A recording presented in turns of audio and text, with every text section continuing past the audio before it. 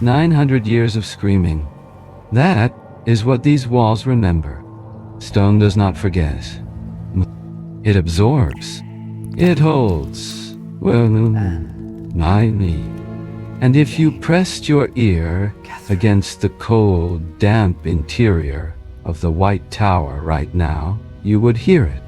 The whispered prayers of queens who knew they would never see another sunrise. The defiant last words of men who dared to challenge kings. The silence of children who simply disappeared. The Tower of London is not a museum. It is a crime scene that never closed. And you are about to walk through it. We stand in the year 1066. England has just been conquered. The old world is dead, and a new terror is being born from limestone and cane stone, rising from the banks of the River Thames like a fist closing around the throat of a nation. William the Conqueror did not build the Tower of London to protect England. He built it to terrify the English. Consider this. You are a Saxon farmer. Your king, Harold, lies dead at Hastings with an arrow through his eye. Foreign soldiers speak a language you cannot understand. They take your land. They rename your villages. And now, on the edge of your beloved city, a fortress is rising, taller than anything you have ever seen. White.U. Imposing. Alien. This is not architecture. This is psychological warfare made physical. The White Tower, the original heart of the fortress, stood nearly 90 feet tall. In an age when most buildings were single-story wooden structures, this was a skyscraper. It was designed to make you feel small, insignificant, conquered. Would you have the courage to resist a king who could build something like this? The Normans understood something fundamental about power. You do not need to kill everyone who opposes you. You simply need to make them believe that resistance is impossible. The tower was a constant reminder. It loomed over London's markets and churches. It watched. It waited. And everyone who passed beneath its shadow knew exactly what it meant. You belong to us now. But William's monument to domination would evolve. What began as a symbol of conquest would become something far more intimate and far more terrifying.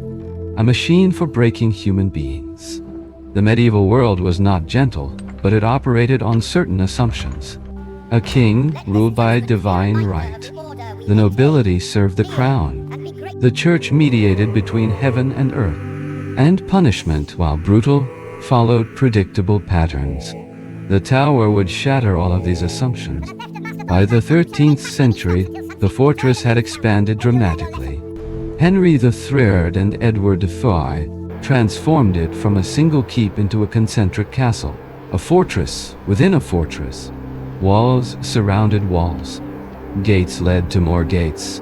And at the center, like the heart of a labyrinth, stood cells designed not just to contain prisoners, but to destroy them. Imagine being led through the outer gate. The portcullis drops behind you. You walk through the outer ward, surrounded by armed guards. Another gate. Another wall. The world you knew grows smaller with every step. By the time you reach your cell, you have passed through so many barriers that escape seems not just difficult but conceptually impossible. This was intentional. The tower was designed to crush hope before a single blow was struck. If you were a prisoner of sufficient status, you might be held in relative comfort. A room with a fireplace, servants to attend you, wine with your meals. But you were never allowed to forget where you were. The walls pressed in. The guards changed without warning. And you never knew when the king's mood might shift. How long could you maintain your sanity in a gilded cage? The tower held kings and queens, princes and bishops, traitors real and imagined. It held the young princes Edward and Richard, the sons of Edward IV, who entered these walls in 1483 and were never seen alive again. Two boys, 12 and 9 years old. vanished into stone.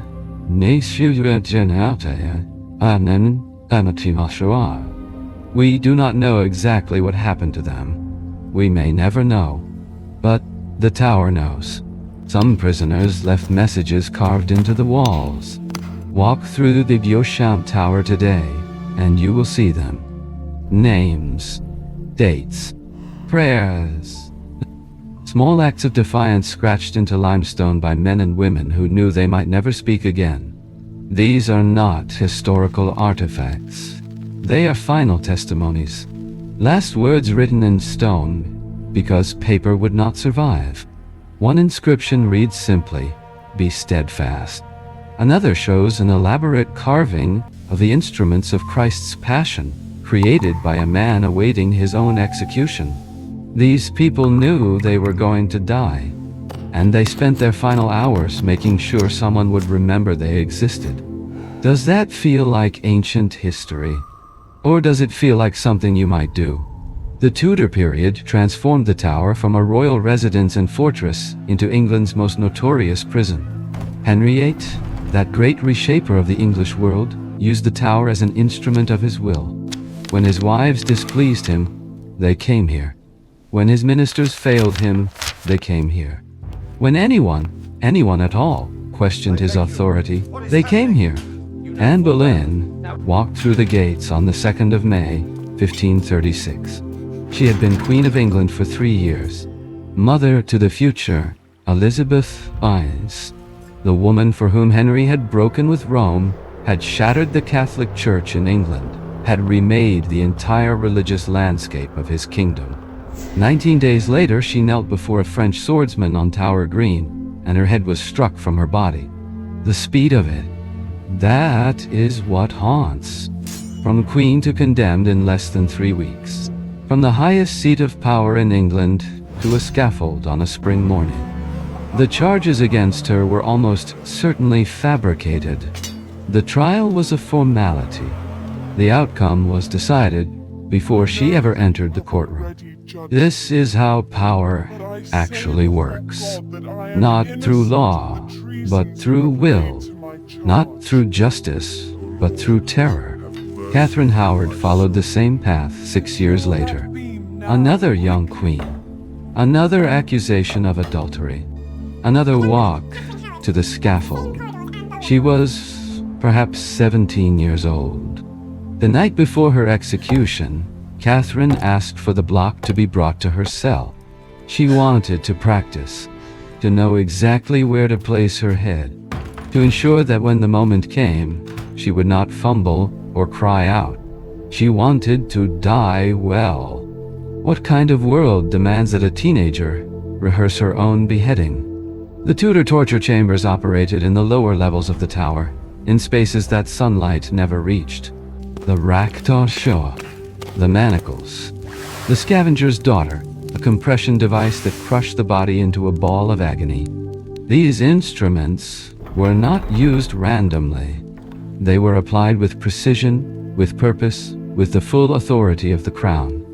Guy Fawkes was broken here in 1605, after the failed gunpowder plot. The signature on his confession, preserved in the National Archives, tells the story better than any description. Before torture, his handwriting was strong and clear.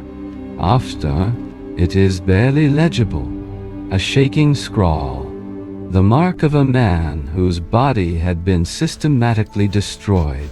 The tower extracted confessions. It created traitors. It manufactured guilt. In an age before forensic evidence, before due process as we understand it, the tortured confession was the gold standard of proof. If you said you were guilty, you were guilty. And everyone, given enough time on the rack, says they are guilty. Would you hold out? For how long? Traitors Gate. The name itself is a sentence. This Watergate, opening directly onto the Thames, became the primary entrance for prisoners of state. You would be rowed down the river, past the cheering crowds of London, past the merchants and fishermen and children playing on the banks. Everyone would see you. Everyone would know. And then the boat would turn toward that low arch, and the light would disappear, and the Thames would carry you into darkness. Many prisoners wept when they passed through Traitor's Gate. Some had to be dragged from the boats. A few, the truly defiant, walked with their heads high. But all of them understood what that passage meant. You were leaving the world of the living. The psychological architecture of the tower was as carefully designed as its physical walls. Prisoners were isolated. Information was controlled. They never knew if their families were alive, if their allies had abandoned them, if the king had reconsidered or grown more angry. This uncertainty was itself a form of torture. The human mind requires narrative, requires meaning, requires some sense of what comes next. The tower denied all of this. Some prisoners went mad. Others converted, betrayed their friends, confessed to crimes they had not committed. A few maintained their dignity to the end. Thomas More, the great humanist scholar, spent 15 months in the tower before his execution in 1535. He used that time to write, to pray, to prepare his soul for death. On the scaffold, he told the executioner that his beard should be spared the axe, since it had committed no treason. A joke. In the shadow of death, a joke. This is what the tower could not break. The human capacity for meaning, for defiance, for dark humor in the darkest of places. The executions themselves were theater. Public executions on Tower Hill drew crowds of thousands. Vendors sold food and drink. People climbed trees and buildings to get a better view. The condemned were expected to give a speech, to acknowledge their guilt, to praise the king who was killing them. Most did. The alternative was a slow death and the destruction of your family. But even within these constraints, the dying found ways to resist. Some speeches contained coded messages to supporters. Some final words were so carefully ambiguous that they could be read as either submission or defiance. The scaffold became a stage, and the condemned sometimes won the final performance. Lady Jane Grey, the 9-day queen, was executed in February 1554 at the age of 16 or 17. She had been used as a pawn by ambitious men, declared queen against her will, and then sacrificed to political necessity. On the scaffold, blindfolded, she could not find the lock. She reached out, terrified, saying, "What shall I do? Where is it?"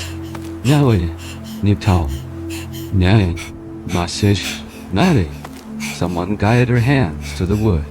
She laid her neck upon it. And then, how do we live with this history? How do we walk these stones knowing what happened here? Perhaps that is exactly the point. The tower was designed to make people afraid. It succeeded for centuries, but it also created something it never intended. Martyrs died. Symbols, stories that would outlast the kings who ordered the executions. Thomas Cromwell, architect of Henry VIII's break with Rome, destroyer of monasteries, one of the most powerful men in England, was beheaded on Tower Hill in 1540. The executioner was inexperienced. It took multiple blows. Cromwell's last words were a prayer for the king who had killed him. The man who had sent so many to the tower died within its shadow. The machine he had helped perfect consumed him. There is a pattern here if you look for it. The tower did not just destroy individuals, it destroyed the people who used it. Henrietta's paranoia grew with every execution he ordered. The more enemies he eliminated, the more enemies he saw. The tower became a symbol not of his strength, but of his fear. Real power does not need to torture. Real security does not require a fortress. The very existence of the tower, its constant use, its ever-growing list of victims, revealed the fragility of Tudor authority. A king confident in his throne does not need to execute his wives. By the 17th century, the tower's role began to shift. The English Civil War brought new prisoners, new executions, new traumas, but something was changing. The absolute power of the monarch was being questioned. The scaffold was losing its terror.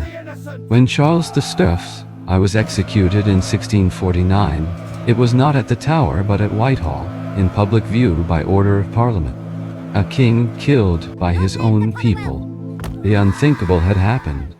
And suddenly, the Tower seemed less like an instrument of divine authority and more like a relic of a darker age. War. The last execution on Tower Hill took place in 1747. The last prisoner held for treason was released in 1941. The Tower had evolved again, from fortress to prison to museum. But the walls remember. Walk through the Tower today, and you will see tourists taking photographs, children on school trips, guards in elaborate ceremonial uniforms. It is sanitized, safe, and historical. But if you know what to look for, you will see the scratches on the walls. You will see the names of the dead. You will stand on Tower Green, where Anne Boleyn and Catherine Howard and Lady Jane Grey and so many others knelt for the last time. And you will feel something that does not belong in a museum. 900 years of power and terror and death. 900 years of human beings doing unspeakable things to other human beings. Not in moments of madness, but as policy, as strategy, as the normal functioning of government. The Tower of London is not ancient history. It's a warning. Every generation believes it has moved beyond the cruelties of the past. Every generation is wrong. The impulses that built the tower, that filled its cells, that stained its stones with blood, are not medieval curiosities. They are human constants. The desire to control, the fear of opposition, the willingness to destroy anyone who threatens our power. These did not end with the Tudors. They did not end with the monarchy. They did not end. Look at the Tower and ask yourself honestly, in a different time, in different circumstances, would you have been the prisoner or the guard, the condemned or the executioner, the voice crying out for justice or the crowd cheering at the scaffold? The answer is not as simple as you want it to be. History is not a story of progress from darkness into light. It is a constant negotiation between our best and worst impulses. The Tower shows us both. The cruelty that humans are capable of, the courage that humans can summon in response, the systems that enable atrocity, the individuals who refuse to break. Both are true. Both are us. The ravens still live at the Tower. Legend says that if they ever leave, the kingdom will fall. It is a myth, of course, a story invented in the 19th century to add atmosphere to the tourist experience. But myths persist because they contain truth. The Tower endures because power endures. The methods change, but the essential dynamic, the strong imposing their will on the weak, the state demanding obedience, the machinery of control grinding forward, this continues. We have simply learned to hide it better. 900 years ago, William the Conqueror built a tower to terrify a conquered people. Today, that tower is a World Heritage Site, a symbol of English history, a place where school children learn about kings and queens. But the stones remember what happened here. And if you listen closely, if you let yourself feel the weight of all those years, all those lives, all those final breaths, you will hear them too. History is not dead. It is not even past. It lives in the places where terrible things happened. It lives in the stories we tell about those places. It lives in the questions those stories force us to ask about ourselves. The Tower of London was built to break the human spirit. It failed, not because it lacked the tools or the will, but because the human spirit cannot be permanently broken. It bends. It suffers. And found out in Intro. It screams in cells that sunlight never reaches. But it does not disappear. The prisoners who carved their names into the walls knew this. They knew that stone outlasts flesh, that words outlast silence, that memory outlasts power. They left their marks not because they expected rescue, but because they refused to be erased. That refusal is the real story of the tower. Not the kings who built it or the executioners who served it, but the ordinary people who passed through its gates and found somehow the strength to remain human. This is their monument. These are their voices. Listen. Thank you for walking through history with me. These stories deserve to be remembered, not as entertainment, but as inheritance. What happened in places like this shaped the world we live in now. Understanding that past is not nostalgia. It is responsibility. Until next time, keep questioning. Keep remembering. Keep listening to the stones. This is Christopher, and this has been the Tower of London.